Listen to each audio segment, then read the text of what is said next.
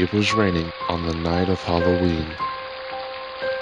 On the Captain Southwestern Railroad, sitting quietly, was ex-Clinchfield 311, an old 482 mountain steam engine. She was to take a train of log cars from Kenton to Black Wolf Logging Camp and then deliver another train on the return journey. Earlier that morning, weather reports issued several storm warnings that was coming through that evening and throughout most of the day. It had been raining lightly, but this was only the early sign of the bad weather approaching. Well, old girl, it looks like we've got a storm coming in. Just my luck. Having to take this train and then take another one down the mountain in a storm. Don't you worry. I'm confident you'll make it without trouble. Confidence. That seems to be the only thing that keeps me going, despite what the others say. Hey, no matter what happens, the manager will not let those fools touch you. Not as long as he, or me, or your fireman are here. You're the only ones who have shown me sympathy ever since I came here, and I'm grateful for it. So what's our arrival time back in Campton? Our arrival is 1 a.m., right on the dot. Right. Let's get rolling.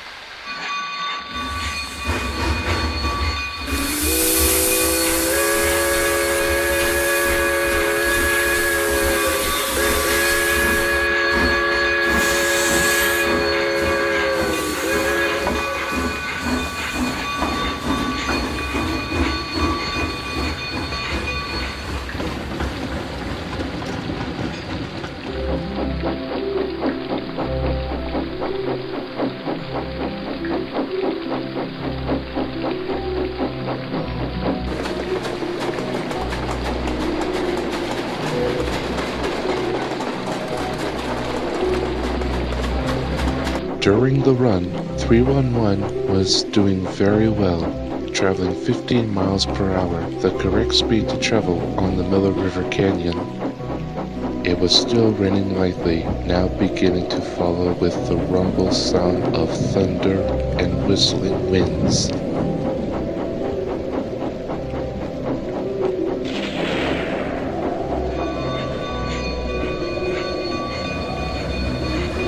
They arrived at the logging camp at Black Wolf Mountain right on time.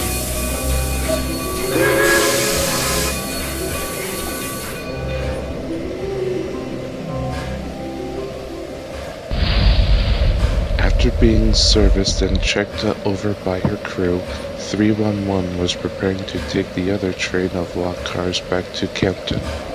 However, there was a short delay as the signal that gave them the all-clear malfunctioned. It was repaired, but this only had made 311 late for her return journey.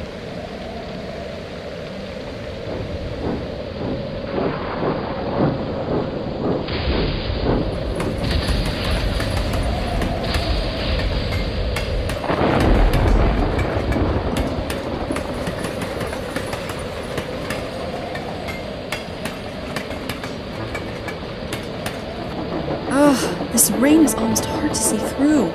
It's unsafe, and knowing how dangerous this line is in these conditions, it's almost suicidal. We'll be home as quick as we can after we've delivered these logs. But remember what I said. I'm confident that we'll make it out of here and be home free.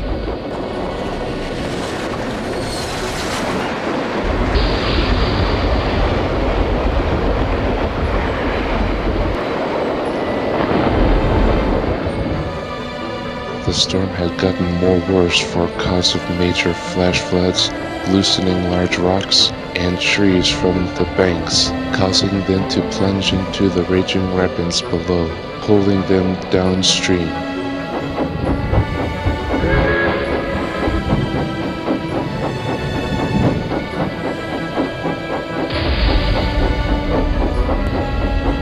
Watch out!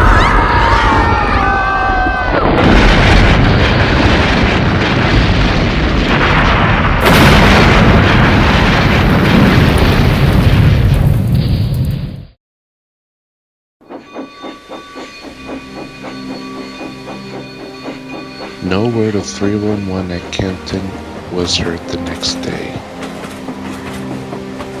As the minutes turned into hours, great concern grew and crews were dispatched to a search and rescue operation.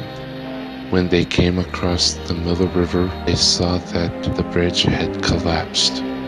They searched toward the river.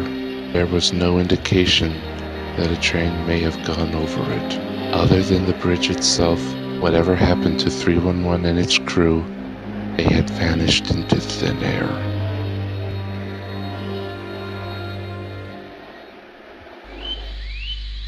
After a new and stronger bridge was constructed, strange events began to occur. A year after the accident, a freight train was heading towards the same place where 311 had disappeared.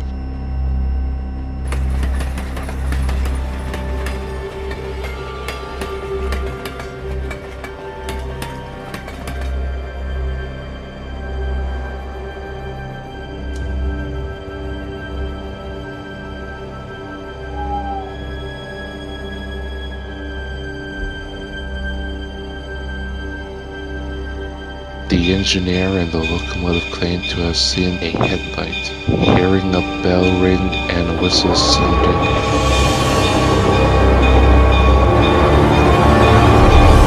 But then they all vanished together without a trace. Many reports of similar events throughout the decades soon followed. People and engines alike would report seeing an engine trying to make it over to the other side of the bridge, but never does. According to the legend, if you walk alone on the mountain line of the Highland Valley Logging and Mining Company Railroad in the fall, you might just hear the cry of a whistle in the wind.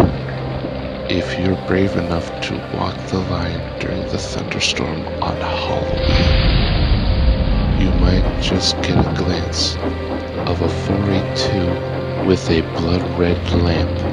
As it flares past you, it's whistling, screaming into the distance, only to vanish.